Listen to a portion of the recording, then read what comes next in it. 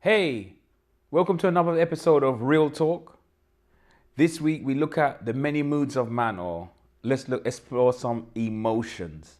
Human beings are emotional beings at the very core. We feel, and there are a number of emotions that we experience, whether that be shame or guilt, happiness or excitement.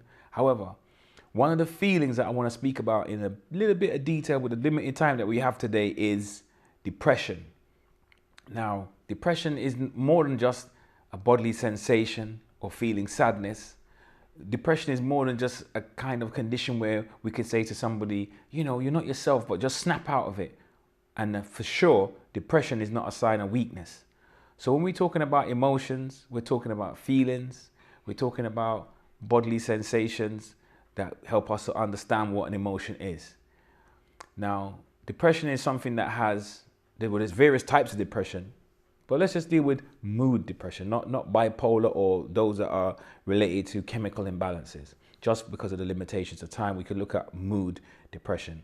Now, oftentimes it will have a trigger, and it's usually related or often related to loss of a job, loss of a relationship, loss of position, but some type of loss, something that was valued has been taken away. It can be very unnerving nonetheless, though, when people experience depression and they think to themselves, I can't relate it to any particular event. It's often easy when somebody's, is experiencing depression and they can say, yep, my wife left and I've been struggling, or I lost my job and I've been struggling. I haven't felt myself of late. Depression is a very, very serious psychological condition. It's a very serious psychological illness. And what's the reason why we're speaking about it? Because most people will either experience it at some point in their life or have a loved one that experiences depression at some point in their life. So like I said, triggers include loss.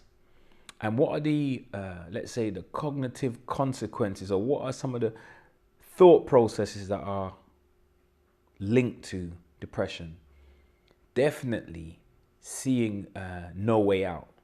People that are depressed often feel hopeless about the future.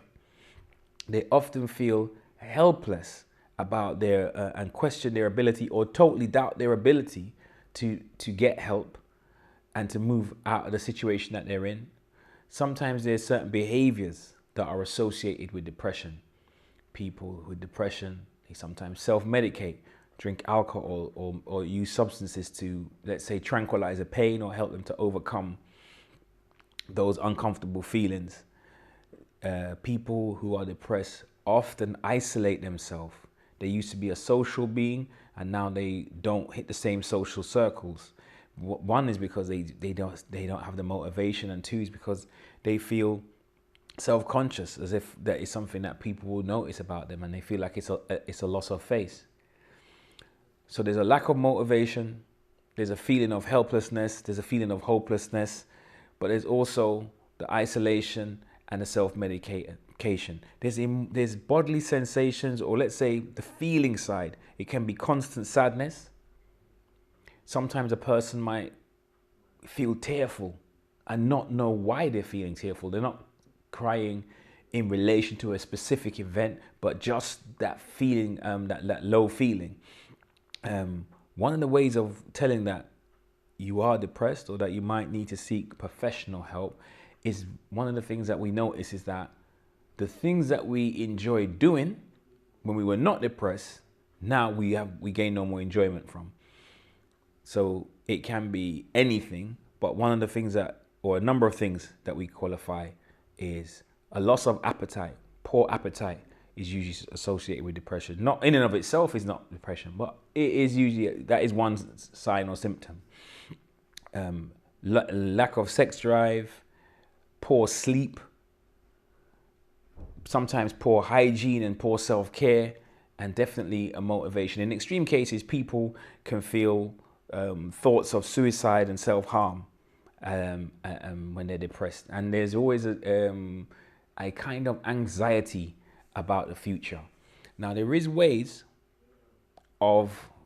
ways of gaining help when one is feeling depressed. I would say your first port of call would be to have a conversation with your GP.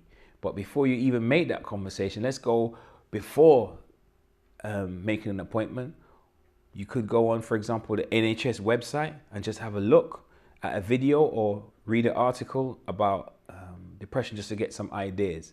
But like I said to you, there's a number of treatments available for depression, and most people with help can and often do recover. So there is, in the most general sense, sometimes simply changing one's diet and having a bit of exercise can bring about a feeling, bring about more positive feelings. Let's break that down. Why? Because there is a link between food and mood. A lot of the foods that we're eating, particularly processed foods, they have various chemicals in them, and not only can they be addictive, but they can affect mood. With these different sugars, there can be highs and crashes and things of that nature. So sometimes changing food or making sure that one has regular meals, regular nutrition, healthy meals, that can help the way that we feel. Exercise, as we know from psychological research, or should I say scientific research, that the body releases various endorphins and various chemicals. There's a feel-good high to training when one exerts oneself for a period of time. So there's also that side of things that can help. So just diet and exercise. Then there is medication that is available. It's not everybody's cup of tea, but if you speak to a qualified physician and with agreement with your physician, if that's a chartered course that you want to engage in, then you're in the hands of an expert. That can be one way of treating it. For some people, they don't like the chemical route, as they call it. They feel like it's something they want to use introspection and gain insight and gain understanding of the problem and overcome it via talking therapies.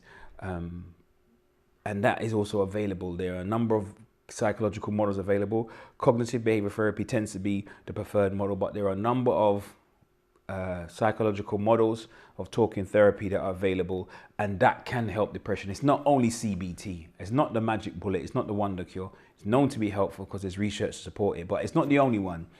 There's transactional analysis, a very interesting school of psychology, because that's the one that looks at life scripts. It looks at the kind of story or the self-image that the person has developed over a period of time, and the kind of story that they tell themselves of who they are. What do they deserve? What's their self-image? Because it will determine how they act out in certain situations. As we've mentioned before, human beings are social creatures. So in our interaction, sometimes in a group, we don't just act randomly, and we don't necessarily analyze every behavior that we conduct when we're in a group. We are sometimes like actors in a play, like we have a script. So as I said, with transactional analysis, we're looking at a life script. So sometimes we need to uncover the life script of what we've been telling ourselves over the years and how we've got into this particular situation. Also, there is another school of psychology. We've spoken about it in the past, and this is the person-centered school of psychology, Rogerian, sometimes referred to as client-centered, although that's kind of an old school term. So usually person-centered, this humanistic school where the therapist, the counselor, they exhibit these three traits over a period of time. They create what is known as, by extending empathy to the person who is depressed, listen to them with all their attention. They extend to them empathy. They are non-judgmental in respect to what the person has done, how the person's demeaning. In fact, they have a type of positive regard, if I could even put it that way. And they are also congruent, and they reflect back what they're sensing, what they're feeling, their awareness. They're using their psychological being or their awareness, their training, to connect with that person and create a therapeutic alliance. And over a period of time, person-centered counseling is known to be extremely effective in helping people move past depression. So if you are one who has been depressed or from time to time experiences depression, there is no need to despair. There is no need to feel hopeless or to feel helpless, because there is plenty of help out there, as I've mentioned, whether that be a change in diet, exercise routine. There are books and articles online about self-help. There are apps, even free apps online about mindfulness.